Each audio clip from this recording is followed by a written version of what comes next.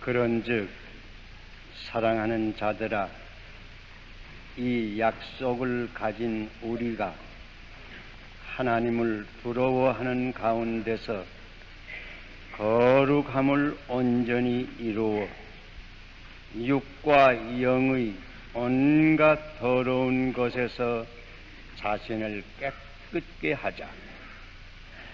이미 읽은 말씀 가운데서 고린도후서 7장 첫 절을 다시 봉독하겠습니다. 우리는 지금 이 20세기 하반기에 살고 있습니다. 이 시기에 특별히 우리 인류를 위협하는 것들이 들어 있습니다. 가령 원자탄, 공산 제국주의, 복침략주의 같은 것들입니다. 그리고 이 과학시대에 인간의 생존을 위협하는 새로이 등장하는 문제가 하나 있습니다. 그것은 곧 오염 문제입니다. 산업이 발달될수록 인구가 도시로 집중하게 됩니다.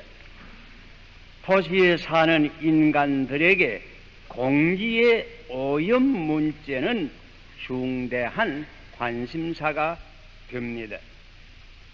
자동차에서 나오는 가스, 연탄에서 나오는 연탄가스, 공장 굴뚝에서 나오는 매연 등은 공기를 더럽게 만들어서 사람의 생명을 위험하게 할 뿐더러 심지어 풀과 나무까지도 정상적으로 자라지 못하게 만듭니다. 그리고 인간 생활에 절대로 필요한 물 혹은 강의 오염 문제가 있습니다. 공장으로부터 나오는 유독한 화학적 물질로 말미암아 또는 도시로부터 흘러 들어가는 하수도물로 말미암아 강물은 나날이 더러워져서 물고기가 점점 살지 못하게 될 뿐더러 인간 자체를 위협하는 한 중대한 문제로 등장하게 된 것입니다. 그리해서 공업이 발전되는 국가에 있어서는 이 오염 문제를 해결하기 위해서 많은 고심을 하게끔 되었습니다. 이 오염 문제와 관련해서 우리가 꼭 기억할 것은 인간의 육체의 생명을 위협하는 오염 이외에 인간의 생명 전체를 위협하는 오염 문제가 있는 것을 우리는 또한 알아야 합니다. 이것은 곧 영적 오염 문제올시다. 정신적 오염이 올시다. 이 시간 이 문제에 대해서 특별히 성경의 교훈을 생각할 때에 하나님께서 우리에게 은혜를 베풀어 주시기를 바랍니다. 오늘 본문을 다시 읽을 때에 들으시기를 바랍니다. 우리가 하나님을 부러워하는 가운데서 거룩함을 온전히 이루어 육과 영의 온갖 더러운 것에서 오염에서 자신을 깨끗게 하자. 우리가 사는 이 시대는 공기와 물의 오염 시대일 뿐더러 정신적 오염 시대임을 알아야 합니다. 가령 사상적 오염 시대입니다. 유물주의의 오염, 무신론의 오염, 사신론의 오염, 공산주의 사상의 오염, 인간 천시, 생명 천시 사상의 오염 등 온갖 사상적 오염이 있습니다. 그리해서 소위 인간 상실의 시대가 되고 만 것입니다. 이 사상적 오염은 역시 도덕적 오염을 가져옵니다.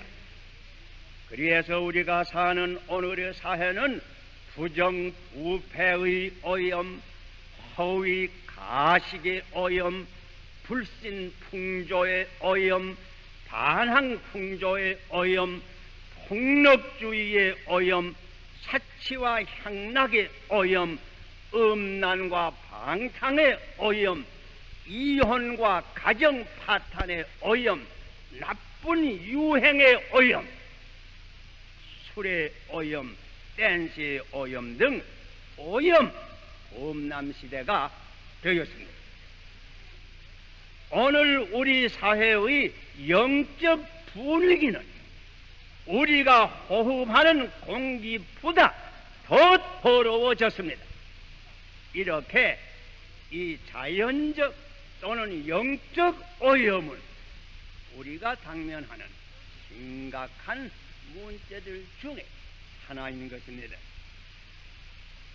이런 오염시대에 사는 우리 성도들에게 주시는 성경의 교훈이 무엇인가? 다시 들으세요. 하나님을 부러워하는 가운데서 거룩함을 온전히 이루어 육과 영의 온갖 더러운 것에서 오염해서 자신을 깨끗게 하자. 그리고 몇 가지 오늘 읽은 성경 말씀에 구체적인 권면이 있습니다. 가령 14절에는 너희는 믿지 아니하는 자와 몽해를 같이 하지 말라. 의와 불법이 어찌 함께하며 빛과 어두움이 어찌 사귀며 그러시도와 벨리알이 어찌 조화되며 하나님의 성전과 우상이 어찌 일치가 되리요. 구약 신명기 22장 10절에 이런 말씀이 있습니다. 너는 소와 나귀를 결의하여 갈지 말며. 그 뜻은 소와 나귀를 함께 멍에를 메워서 밭을 갈지 말라 하는 교훈이 있습니다. 여기에 너희는 믿지 않는 자와 멍에를 같이 하지 말라 하는 교훈의 배경에는 이런 뜻이 있는 줄 생각합니다. 우리가 다 물론 한 민족으로서 한 나라의 국민이 한 사회의 일원입니다. 그러나 우리가 꼭 기억해야 될 것은 참으로 회개한 그러시도 신자와 하나님을 모르고 믿지 아니하는 불신자 간에는 본질적으로 다른 점이 있는 것입니다. 믿는 사람은 그리스도에게 속합니다. 하나님을 믿지 아니하는 사람은 여기 벨리알에게 속한다고 하여. 벨리알은 사단을 의미합니다. 신자는 빛의 아들이요 하나님을 믿지 아니하는 사람들은 어둠의 아들이라고 지적을 했습니다. 믿는 사람은 하나님의 영이 계시는 하나님의 성전이, 불신자들은 그와 반대로 말합니다. 이것이 분명한 성경의 교훈입니다. 주님께서도 당시에 불신자들을 향해서 너희는 너희 아버지 마귀에게로서 났다고 지적했습니다. 그러므로 우리 믿는 사람들은 하나님을 배반하는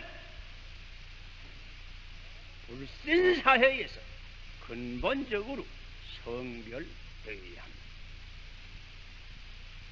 그러므로 성경은 말합니다. 너희는 저희 중에서 나와서 따로 있고 부정한 것을 만지지 말라 하였습니다. 이것은 불신자들과 절교하라는 의미는 아닙니다. 사회나 국가의 일에 같이 협력하지 말라고 하는 뜻도 아닙니다. 무슨 사업을 같이 하지 말라고 하는 뜻도 아닐 것입니다. 그러나 꼭 기억해야 될 것은 믿는 사람들은 어디서나 신자의 본분을 지켜서 그곳에서 성결한 생활을 하며 빛과 소금의 책임을 다하라고 하는 뜻입니다. 성경에 믿는 사람들을 성도 곧 거룩한 무리라고 불렀습니다. 거룩하다고 하는 히브리 말의 근본 뜻은 무엇을 베인다고 하는 뜻입니다. 칼로 베인다고 하는 뜻입니다. 곧 갈라놓는다는 뜻입니다. 하나님께 드린 집을 성전이라고 하는 것은 보통 집에서 갈라내어서 하나님께 바쳤으므로 거룩한 집, 곧 성전이라 이 집을 가르쳐 말하는 것입니다. 마찬가지로 우리 신자들은 보통 인류에게서 갈라내어서 하나님께 바침이 된 사람들입니다. 그러므로 성도라고 거룩한 무리라고 부르는 것입니다. 여기에 너희는 저희 중에서 나와서 따로 있어 부정한 것을 만지지 말라 하였습니다. 나오라고 하는 말이 있습니다. 하나님께서 아브라함을 처음에 부르실 때에도 너는 내 고향과 본토와 친척 가운데서 나와서 내가 장차 보일 땅으로 가라 명한 것입니다. 그 후에 하나님께서 롯에게도 향해서 장차 망할 소돔 성에서 나와서 내가 보이는 다른 성으로 가라고 명한 것입니다. 모두 성별의 생활을 의미합니다. 우리 믿는 사람이 이 성별의 생활을 잃으면 맛일은 소금으로 전락됩니다. 이스라엘 역사를 보면 므낫세 왕 때에 성전뜰에다가 하나님을 공경하는 성전뜰에다가 아세라 목상을 세우고 1월 성신을 숭배하는 탄을 쌓은 적이 있었습니다. 우리 믿는 사람들의 몸은 성령이 계시는 하나님의 성전인데 이런 가정한 죄악과 우상이 들어오면 안 될 것입니다. 요시야 왕이 이런 모든 우상을 철폐해서 성전을 깨끗게 한 것과 같이 우리 모든 믿는 사람들은 내 속에 어떤 이와 같은 죄악이 있으면 깨끗이 씻어버려요. 여기에는 결단이 필요합니다. 전에 다니엘이 바벨론에 잡혀가서 우상을 숭배하는 바벨론 궁중에 살 수밖에 없었습니다. 말하자면 영적 오염이 심한 우상과 온갖 죄악이 관영한 그런 곳에서 살 수밖에 없었습니다. 그러나 우리는 다니엘 1장 8절에 이런 구절이 있음을 발견합니다. 다니엘은 뜻을 정하여 왕의 진미와 그의 마시는 포도주로 자기를 더럽히지 아니하리라 하고 여기에 자기를 더럽히지 아니하리라 하고 다윗은 뜻을 정하였다고 하였습니다. 결심이 있는 것입니다. 그는 자신을 더럽히지 않게 하기로 결단을 내렸습니다. 다른 이들은 어떻게 하든지 다니엘과 그 세 친구는 이런 결심을 했던 것입니다. 이런 결심이 다니엘로 하여금 그 더러운 영적 오염의 분위기 중에서도 깨끗한 신앙 생활을 유지할 수 있게 만든 것입니다.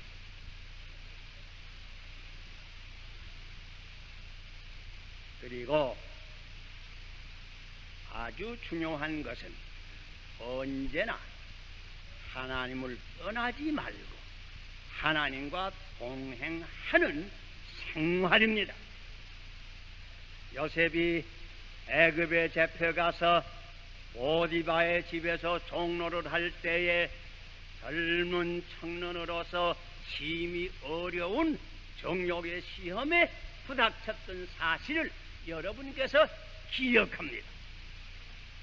그때에 그는 자기를 유혹하는 보디바 아내에게 한 말 가운데 이런 구절이 있습니다. 내가 어찌 이런 악한 일을 행하여 하나님 앞에서 죄를 범할 수가 있겠습니까? 그는 언제나 하나님 앞에서 살았습니다. 하나님과 동행하는 생활을 하는 것입니다. 이것이 언제나 아주 중요합니다. 이런 말씀을 들을 때 여러분 중에 스스로 고민하는 분도 혹 있을 줄로 생각합니다. 그것은 이미 이 세상 죄악에 물들여진 내 심령을 어떻게 하나, 이미 오염된 내 몸과 마음을 어떻게 하나. 이러한 이가 한 분이라도 있으면 돌아가서서 요한일서 1장을 자세히 읽어보시기를 바랍니다. 1장에 여러 교훈이 있는 중 이런 말씀이 있습니다. 그 아들 예수의 피가 우리를 모든 죄에서 깨끗게 하실 것이다. 혹은 만일 우리가 우리 죄를 자백하면 저는 하나님은 믿으시고 의로우사 우리 죄를 사하시며 모든 불의에서 우리를 깨끗게 하실 것이다. 다시 말하면 참 회개와 그리스도의 십자가에 대한 신앙은 우리를 깨끗게 하십니다. 십자가의 보혈은 우리의 죄를 깨끗이 씻어주시는 것입니다. 마틴 루터의 일화의 가운데 이런 얘기가 있습니다. 그가 한 번은 아마 꿈 가운데 그랬겠지요. 마귀가 그의 앞에 나타나서 마틴 루터가 일생을 살면서 지은 모든 죄의 목록을 종이에 기록해서 그 앞에 드렸다고 합니다. 너 아무나 아무 때 아무 곳에서 이 죄 지었지. 긍정할 수밖에 없어. 내가 또 아무나 아무 때 아무 곳에서 이런 죄도 지었지. 긍정할 수밖에 없어. 마귀의 결론은 내가 이렇게 많은 죄를 짓고 어떻게 구원을 얻겠단 말이야. 그때 마틴 루터의 마음 가운데 들어온 성경절은 요한일서 1장에 있는 이 성경절이라고 합니다.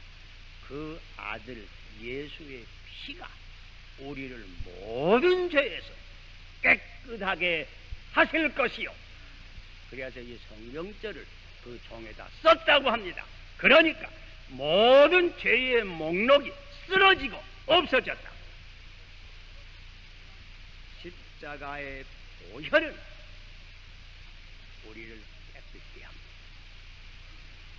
그리스도의 십자가를 믿는 신앙은 우리 과거에 오염된 모든 생활을 새롭게 하였죠. 그리고 마지막으로 우리가 생각할 것은, 우리 믿는 사람들은 이 오염된 세상에서 스스로 자신을 깨끗이 보존할 뿐더러 한 걸음 더 나아가서 이 더러운 세상을 깨끗게 만드는 사명이 있습니다. 사도 바울의 빌립보 서신을 읽어보면 빌립보 4장 맨 마지막으로 아마 둘째 절 같습니다. 거기에 이런 말이 있습니다. 여러 믿는 이들이 당신네들에게 문안한다고 하면서 또 가이사 집에 있는 성도들이 특별히 너희들에게 문안하느니라 하는 그런 글귀가 있습니다. 가이사의 집이란 말은 그때 로마 황제 가이사의 궁중이란 그 말입니다. 그때 가이사는 그 악하기로 유명한 네로 황제이었습니다. 그때 그 가이사의 궁중은 가장 음란하고 잔인하고 포악한 때였습니다. 사실 전 로마 제국의 오염의 중심지이었던 것입니다. 그러나 그 가운데 그 몸을 더럽히지 아니한 신자들이 있었습니다. 이들의 수는 많지 아니했습니다. 적은 수였습니다. 그러나 역사를 보면 이런 수가 점점 불어서 결국은 칸스탄틴 황제 때에 와서는 궁중의 대부분이 예수를 믿고 회개하게 되었습니다. 결국은 로마 제국이 기독교국으로 하는 것입니다. 어떻게 그렇게 되었나? 그저 간단히 말하면 두 가지입니다. 첫째는 그때 믿는 그 성도들이 비록 수는 적었지만은 그런 가운데서, 그런 오염 가운데서도 그들 자신의 생활을 깨끗이 했습니다. 그런 가운데서 소금과 빛의 책임을 다한 것입니다. 오염에 물들지 않았습니다. 그러나 한 가지 더 있습니다. 둘째는 적극적으로 그들은 복음을 전파해서 하나씩 하나씩 그리스도의 빛의 나라로 인도하였습니다. 점점 오염에 쌓인 궁중의 분위기를 깨끗하게 변하게 만든 것입니다. 오늘날 이 영적 오염의 분위기 중에 사는 그리스도인의 책임이 무엇일까? 지금도 그저 간단히 말하면 두 가지 읽겠습니다. 첫째는 이런 가운데서 내 자신을 깨끗이 지켜서 세상 죄악 물리지 않는 것.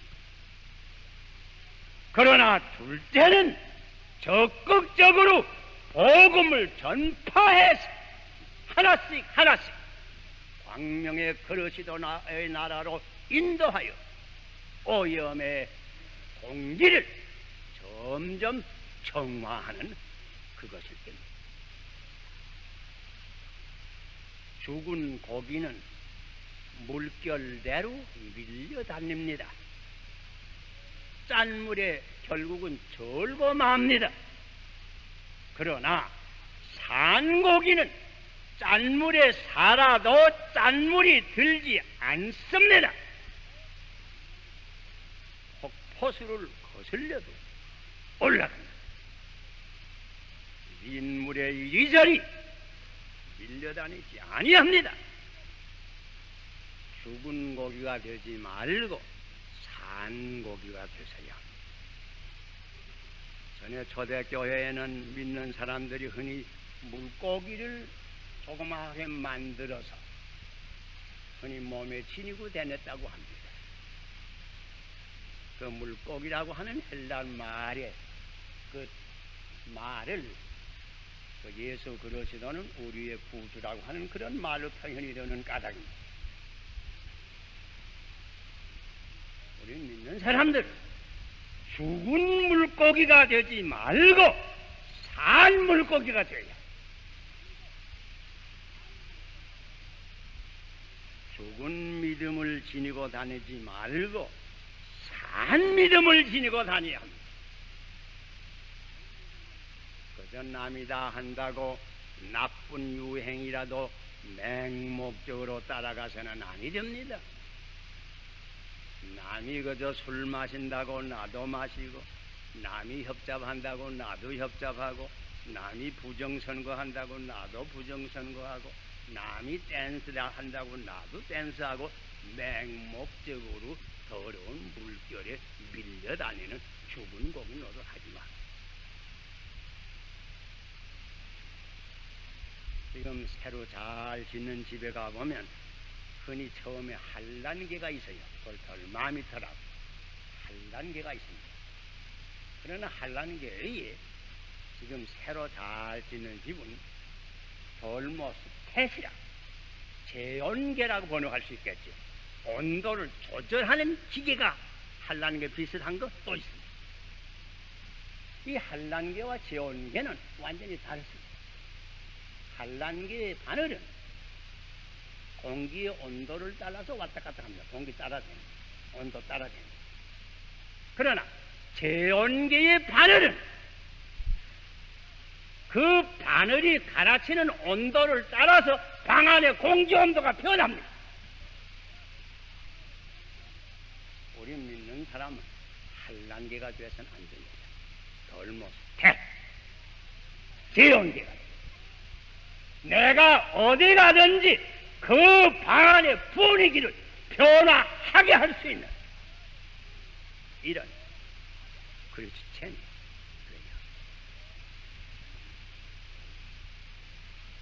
교회에 나오는 두 청년이 있습니다. 그 두 청년이 다 나라의 부름을 받아서 군대에 나아갑니다. 한 기독 청년은 그 군대 가운데 가서도 자기의 믿음을 굳게 지킵니다. 자기의 자신을 깨끗이 보존합니다. 보존할 뿐더러 안 믿는 친구를 만나면 그리스도교로 인도합니다. 전에 제가 월남 가서 만났던 여호수아 부대와 같은 부대가 되게 만듭니다. 그러나 한 청년은 군대에 나가서 오래지 아니해서 군대에 오염된 분위기에 자기도 물이 들어서 자기 신앙도 보존 못하고 결국은 죽은 고기처럼 따라다니는 이런 청년이 또한 있습니다. 이 가운데 앉은 청년들 가운데는 어떤 청년이 되렵니까? 교회에 나오는 두 젊은 여성이 있습니다. 불행하게도 이 두 여성이 다 어떻게 결혼을 하게 되는데 불신자들과 결혼을 하게 돼서 믿지 아니하는 가정에 출가를 합니다. 그러나 한 여성은 그런 가정에 가서도 자기의 신앙을 지킵니다. 깨끗이 자기를 지킵니다. 그럴 뿐더러 점점 그 가족이 모범을 보여주어서 미신을 없이 하고 우상생이 더 있으면 철폐하고 죄에 물들은 온 가족을 감화시켜서 거룩한 그리스도의 가정을 만들어야만 합니다. 이런 여성들 종종 보았습니다. 그러나 한 여성은 똑같이 불신자의 가정에 갔습니다. 자기의 신앙을 지키지 못합니다. 자기를 깨끗이 건사하지 못합니다. 소금이 되지 못합니다. 결국은 미신과 죄악의 가정으로 같이 전락되어서 자기 생명까지 잃고만 가련한 여성도 복보았습니다. 어떤 기독 여성이 되렵니까?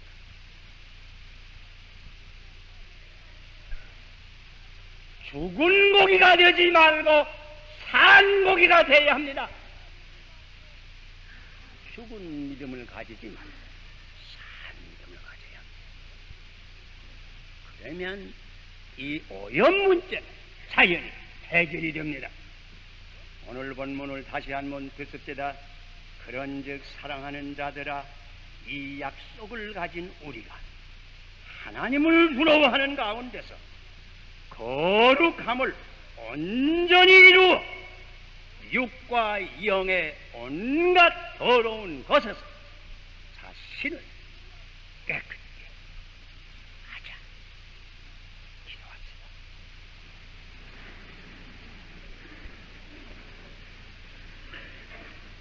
걸어가신 아버지의 말씀을 들었습니다. 우리는 이 오염된 세상에서 살고 있습니다. 주님께서 우리와 같이 계시지 아니하면 우리의 힘으로는 불가능합니다. 간절히 기도합니다. 성령께서 우리 가운데 충만히 이 시간 임재하시고 우리 하나하나와 같이 언제나 주님이 동행하여 주소서. 우리가 비록 이 더러운 사회에 살지만은 거룩한 성도의 긍지를 굳게 지킬 수 있도록 축복하여 주시옵소서. 예수님 이름 받들어 기도하옵나이다.